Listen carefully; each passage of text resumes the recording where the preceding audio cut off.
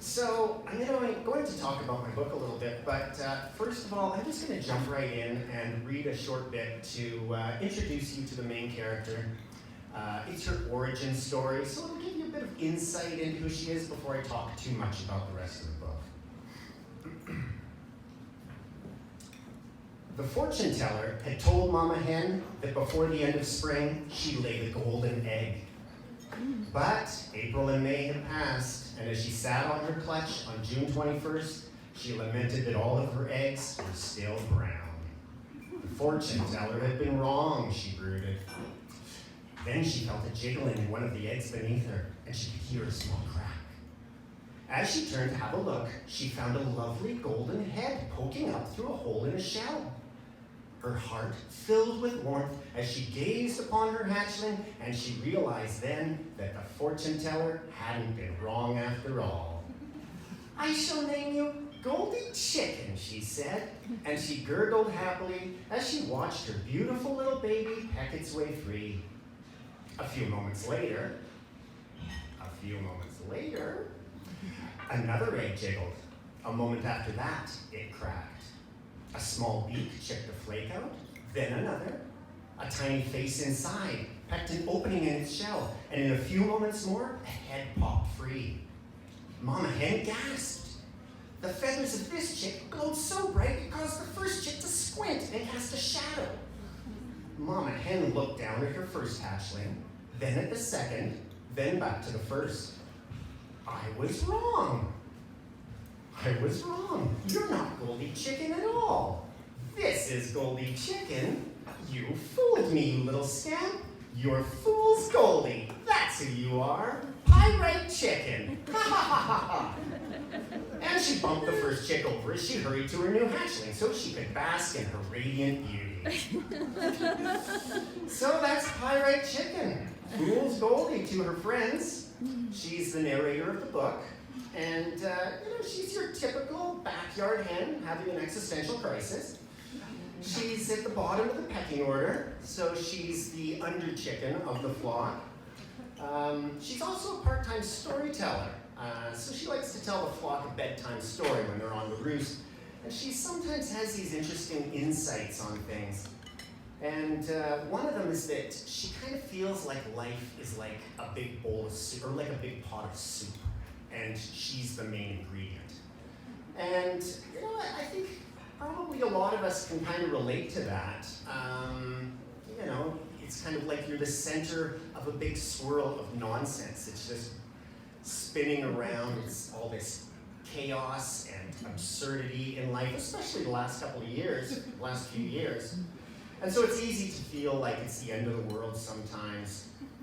And, I think though, whether you're a chicken or a person, it's probably best to remember that even though it feels like it's the apocalypse, apocalypses, every age has had its apocalypse.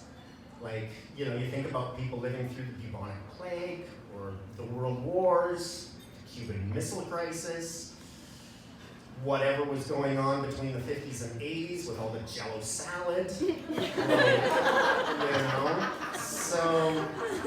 So I was thinking a lot about apocalypses, and personal apocalypses, shared apocalypses, and I wanted to talk about them, but I didn't want it to be too heavy. I still wanted it to be fun, so I decided to get a chicken to tell the story for me. And so Fool's Goldie, she's living her best backyard life, and everything's wonderful, until one day something very unfortunate happens to her best friend, Luckless Chicken. And she has a little trouble accepting this. And she feels like this emptiness has opened up inside, and it's filled with absurdity now. And the other chickens in the flock, they just get on with life, like it's just another day, whereas she's stuck in this place of suffering. And then at the same time, there's a snack crisis, which, if you're a chicken, a snack crisis kind of is the end of the world.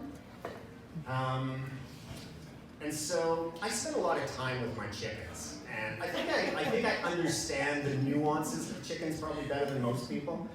One of the things about chickens is that in every flock, you're going to get at least one chicken that doesn't believe the earth is round. they think it's egg-shaped. So, but like this whole round Earth idea, it's just this conspiracy the powers that be want you to believe so you don't realize there's a giant chicken living inside the Earth. And it's going to hatch its way free, ending all life as we know it in the Asquawkalypse. So this next piece I'm going to read to you, it takes place the day after luckless chicken's sad demise. And the chickens have gathered in the backyard to discuss the other problems that have been happening around the coop. And another thing you probably need to know about chickens is that they're animists, which means that they believe everything has a spirit, like the stool and the microphone and the door and the mountain and the trees. Everything has a spirit. But it's not so much that they believe it as they actually observe it. When you see a chicken bobbing her head like that, she's actually peeking into the spirit world. She's peeking behind the veil and observing the spiritual underworkings to reality, which says a lot about chickens, because people often think that they're stupid, but I think chickens are just overwhelmed with more information than the rest of us actually have. So I'm going to read you a little piece here, but I really need to get into the spirit of things, so just give me a second.